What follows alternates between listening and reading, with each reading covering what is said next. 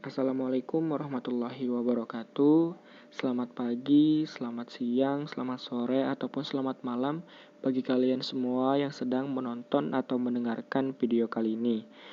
Perkenalkan, nama saya Adriansa dari jurusan Ekonomi Syariah Untirta. Pada video kali ini saya akan memaparkan presentasi saya terkait mapping jurnal pada penelitian saya yang berjudul Pengaruh Norma Subjektif dan Pengetahuan tentang Riba terhadap Minat Menggunakan e-money.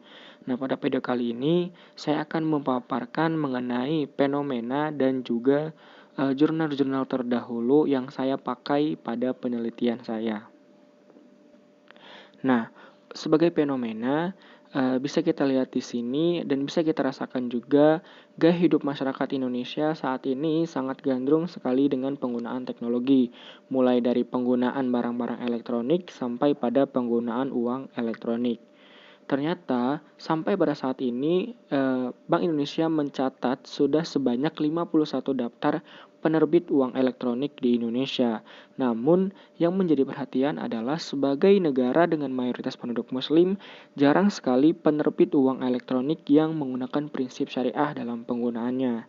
Ini disebabkan karena dominasi penerbit uang elektronik berasal dari perbankan konvensional seperti Bank SIM Niaga, Bank Mega, Bank Nobu, dan bank-bank lainnya. Nah, itu menunjukkan bahwa sangat sedikit sekali perusahaan mempertimbangkan permintaan pada sektor industri halal. Dengan perkembangan masyarakat, Muslim Indonesia semakin melek dengan literasi Islam, ditandai dengan tingginya angka terhadap kuliner halal, gaya busana muslimah, obat-obatan halal, hingga wisata religi yang halal. Juga tingginya pertumbuhan penggunaan produk keuangan syariah, dan hal ini dibuktikan oleh data dari Otoritas Jasa Keuangan yang menyatakan bahwa aset keuangan syariah tumbuh senilai 14,01% year-on-year-nya. Ini mengindikasikan bahwa permintaan akan e-money atau electronic money yang berbasis syariah akan terus mengalami peningkatan yang kemudian ini menjadi suatu peluang yang baik untuk penerbit uang elektronik syariah. Karena ini bisa kita sadari bahwa market share di Indonesia yang cukup tinggi.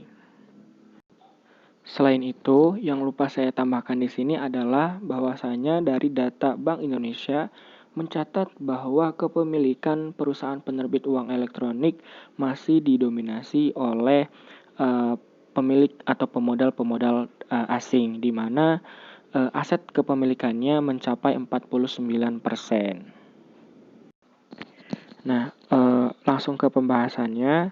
Di sini saya menggunakan 10 jurnal terdahulu sebagai referensi pada judul saya. Nah, yang pertama ada nama penelitinya Perinaldi, Muslik, dan juga Nurul Huda tahun 2019 dengan judul penelitiannya yaitu pengaruh sikap, norma subjektif, kendali perilaku, dan religiusitas terhadap minat menggunakan uang elektronik.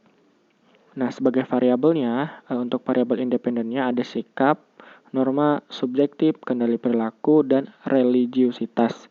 Sedangkan untuk variabel dependennya yaitu intensi untuk menggunakan e-money. Sebagai hasil penelitiannya, bahwasanya di dalam penelitiannya tersebut hasilnya adalah variabel sikap, norma subjektif, kendali perilaku, dan religiusitas memiliki pengaruh yang signifikan terhadap intensi untuk menggunakan uang elektronik.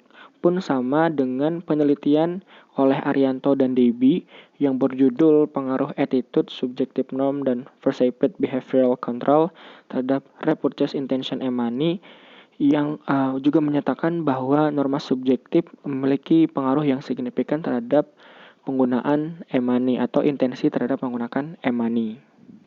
Nah, judul yang ketiga yaitu dari penelitian Ikhwan Triutomo tahun 2018 dengan judul Pengaruh Persepsi Kemudahan, Persepsi Manfaat, Sikap, dan Norma Subjektif terhadap Penggunaan e-money.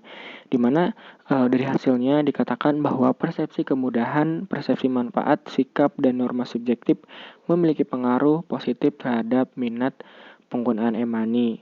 Nah, selanjutnya, penelitian dari Zahri Karnadi, Zulkarnain, dan Adi Furwati Alwi tahun 2018 dengan judul penelitiannya yaitu pengaruh persepsi manfaat, persepsi kemudahan, sikap, kontrol perilaku, dan norma subjektif terhadap minat penggunaan uang elektronik pada bank BUMN di Kota Pekanbaru.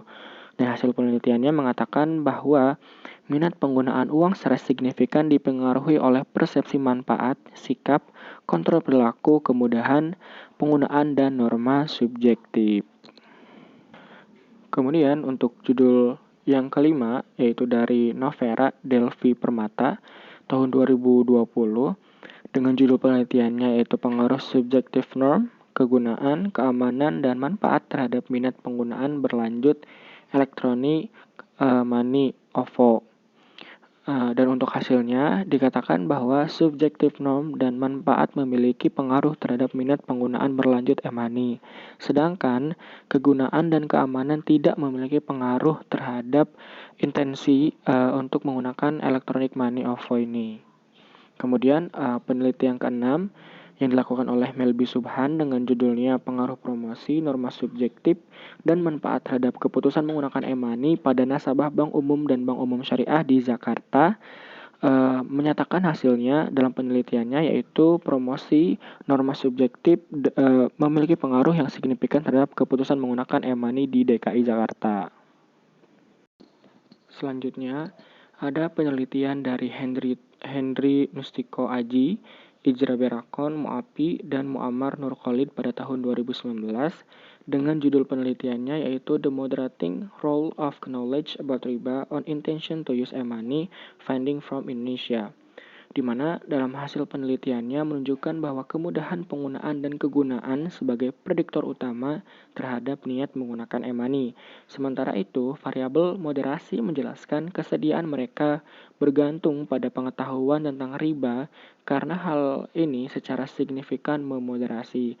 Jadi pada penelitian nomor 7 ini menjadikan pengetahuan riba atau knowledge about riba ini menjadi variabel moderasi yang mana dari hasilnya variabel pengetahuan mengenai riba ini memoderasi semua variabel yang digunakan pada penelitian nomor 7 ini.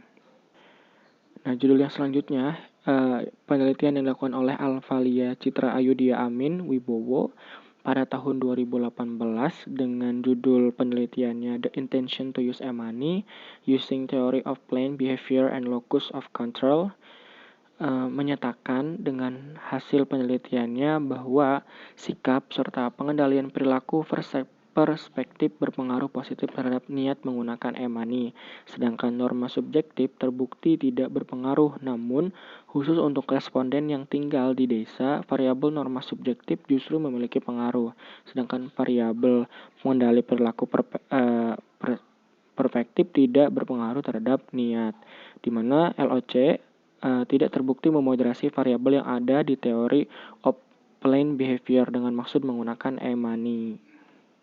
Nah, penelitian selanjutnya, penelitian yang dilakukan oleh Lani Miliani, Mustika Sufiati Purwanegara, dan Miatan Tridiah Indriani pada tahun 2013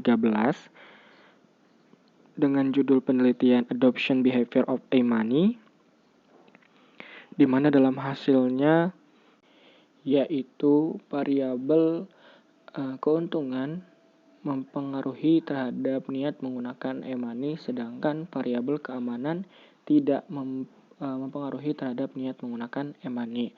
Nah, penelitian yang saya pakai di sini yang terakhir adalah penelitian dari Ulan Rahmatika dan Muhammad FD Andrizal Fajar pada tahun 2019 dengan judul penelitian faktor-faktor yang mempengaruhi minat menggunakan electronic money, integrasi modal TAM, TPB dengan perceived resiko. Sebagai variabel independennya di sini ada sikap, norma subjektif, perspektif kontrol, perilaku, kebermanfaatan, dan kemudahan. Dan untuk variabel dependennya yaitu minat menggunakan e-money. Sebagai hasil penelitiannya menyatakan bahwa semua variabel independen memiliki pengaruh yang signifikan terhadap niat menggunakan e-money atau electronic money. Nah, itulah yang dapat saya paparkan mengenai 10 judul jurnal terdahulu yang saya pakai pada penelitian saya. Kurang lebihnya saya ucapkan terima kasih kepada yang sudah mendengarkan, sudah menonton. Wabillahi taufiq wal hidayah. Wassalamualaikum warahmatullahi wabarakatuh.